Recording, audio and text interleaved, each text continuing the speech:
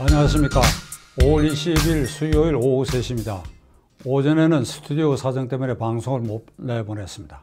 이 시간에는 미래통합당이 4월 15일 총선거에서 대패한 이후에 혼돈에 빠져 있고 앞으로 전당대회 그리고 김종인 박사를 어떻게 처우할 것인가 등 다소 혼란에 빠져 있는 느낌이 있습니다. 이런 가운데 그저께 오신환 의원 등이 주재해서 총선의 전체적인 평가회를 가졌습니다. 여기에는 당선자, 낙선자, 현역 의원 등이 모이고 진중권 교수 등 외부 인사도 참석한 가운데 여러 의견들이 나왔습니다. 백가쟁명이라고 하는 경우는 이런 경우를 두고 말할 수 있습니다. 100사람이 100가지 의견을 내놓은 경우입니다. 선거 패인을 두고 모든 사람이 다 각각의 입장에서 각각의 각도에서 여러 의견을 얘기할 수가 있는 것입니다. 이날 쏟아진 백가쟁명식의 여러 패인 가운데 대체로 언론에 보도된 주목할 만한 내용은 70% 이상의 유권자들이 보수를 탈피했다 이미. 그러니까 친진보적인 성향을 갖고 있는데 이것을 미래통합당은 미처 깨닫지 못했다. 그리고 막말, 꼰대, 꼴통, 적폐, 수구, 극우, 친일의 이미지를 벗어나지 못했다. 그리고 진중권 교수는 무뇌아, 내 속에 든 게 없다. 뭐를 어찌할지도 모르고 앞으로도 어떻게 할지 모르는 아주 헤매고 있다. 이런 표현으로 이 선거 패인을 분석하였습니다. 이 중에는 맞는 말도 있고 사실과 매치되지 않은 부분도 있습니다. 유권자 70%가 친진보적이기 때문에 보수를 표방한 미래통합당이 참패했다. 일률적으로 70%다. 그 통계 근거가 어디에 나온지 좀 의아스러운데 투표 결과를 놓고 보면 49.몇% 대 41%. 반올림을 해서 민주당이 50 그리고 미래통합당이 41. 그리고 위성정당의 미래한국당과 시민당 득표율은 거의 동률입니다. 따라서 이 득표율을 봤을 때 미래통합당이 친진보 쪽으로 흐른 유권자가 많았기 때문에 졌다라고 하는 것은 수치상으로도 납득할 수가 없습니다. 그러나 그 외 여러 지적은 귀담아 들을 부분이 저는 있다고 생각합니다. 그러나 제가 생각한데 이번 미래통합당이 선거에 패배한 결정적 원인은 이런 백가쟁명식으로 나온 어휘들에서 착근이 된 그런 이유가 아니고 단순화해서 볼 수 있는 부분이 나는 있다고 생각합니다. 이번 총선은 야당 미래통합당이 질 수 없는 선거입니다. 반드시 이길 수 있는 선거입니다. 왜냐? 문재인 대통령 딱 3년 평가하는 것인데 문재인 대통령 3년 평가 2017년 5월 10일 그가 취임식 때에 헌법에 선서하고 한 공약 제가 여러 차례 말씀드렸죠. 100% 지켜진 게 없습니다. 그리고 코로나 사태가 왔다. 그리고 재난복지 자금을 풀겠다. 그것이 국민에게 호감을 줬다. 그런 요소가 분명히 있죠. 코로나를 잘 극복하고 있다. 그건 굉장히 과장되고 위장된 부분이 있는데 제가 그렇다 치더라도 그러나 그것이 코로나 사태, 그 재난복지 살포 이것이 모든 것을 뒤덮었다. 이렇게 설명할 일은 저는 아니라고 생각합니다. 총선거는 어느 하루의 여론조사라고 볼 수 있습니다. 4월 15일 하루에 유권자들이 야당이냐 여당이냐 또 문재인 대통령이냐 제1야당 당수 대표인 황교안이냐 이 선택의 싸움이라고 비유할 수 있을 것입니다. 저는 결국 4월 15일 그 하루의 여론조사에서 미래통합당에 진 것은 문재인 대 황교안의 대결에 있어서 황교안이가 져서 진 것입니다. 이게 참 이 말씀드리기가 좀 참담한 심정인데 황교안이가 진 것입니다.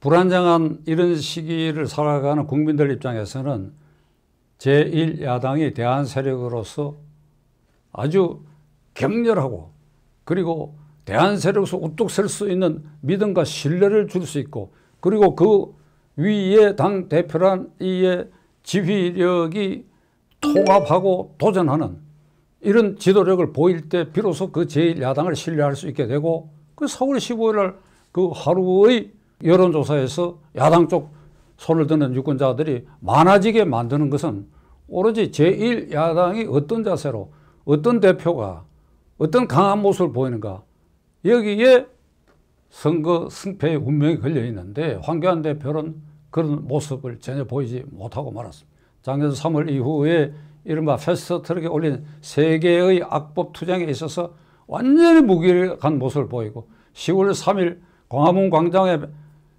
당군 이래의 최대 인파가 모인 그 함성, 문재인 탄핵, 문재인 아웃, 그것을 흡수하거나 거기 올라타지도 못했고, 12월 달에 와가지고 결국은 국회에서 무기력하게 3개 악법을 고스란히 통과시키도록 그냥 문을 열어줘 버렸지.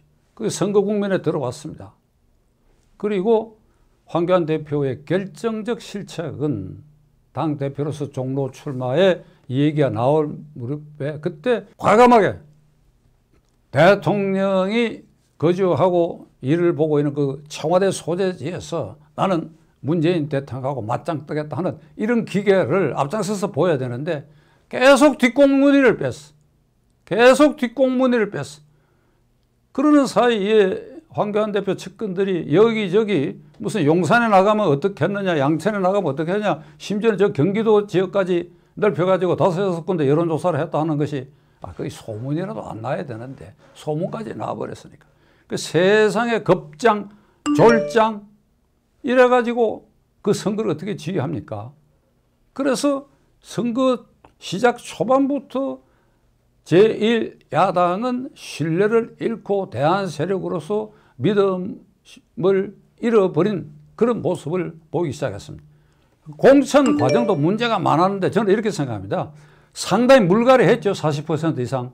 그런데 물갈이한 흔적이 보이지 않았던 것은 이상한 공천을 해가지고 낙하산에 태워가지고 여기 떨어뜨리고 저기 떨어뜨리고 떨어뜨린 것도 취소하기도 하고 이런 혼잡한 일을 계속하다 보니까 민주당의 문재 인사, 현역 의원 중에 문재 인사가 수두룩합니다. 그런데 그걸 저는 재공천함으로써 겉으로 표면상으로 아주 조용하게 넘어간 것으로 보인 반면에 이쪽은 시끄럽고 그리고 소란스럽고 그리고 국민이 설득 납득하지 못하는 것. 대표적으로는 홍준표 전 대표가 양산에서 민주당의 김두관 의원하고 맞짱 뜨겠다고 하는 거, 그게도 기회를 주지 않았.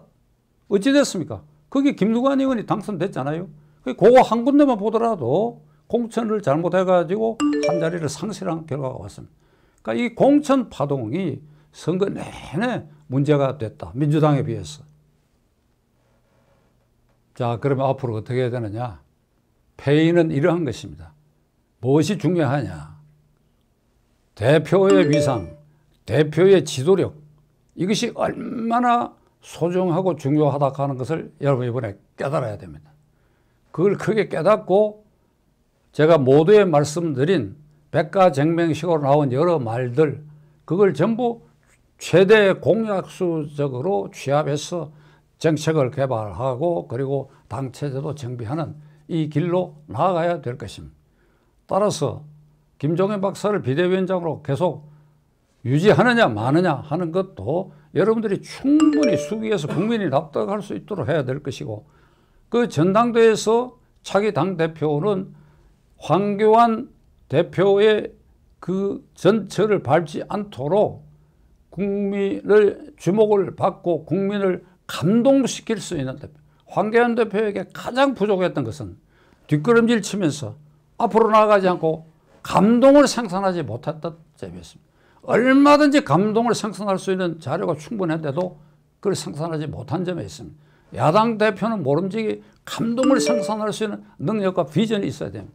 이런 사람을 당대표로 뽑고 그리고 1년 11개월 뒤에 있을 대통령 후보 국민이 주목할 수 있고, 그래야 대한 세력의 최고 지도자로서 차기 정권을 이끌어갈 수 있는 믿음성, 포용력, 용기, 결단, 글쎄 이런 걸 다 복합해서 그렇게 완벽한 후보를 고르기가 어려울지 모릅니다만은 여러분들이 수기해서 모자란 걸 보태주고 그러한 노력을 하다 보면 하늘이 감동해서 훌륭한 당대표와 훌륭한 대통령 후보를 생산할 수 있으리라고 저는 생각합니다.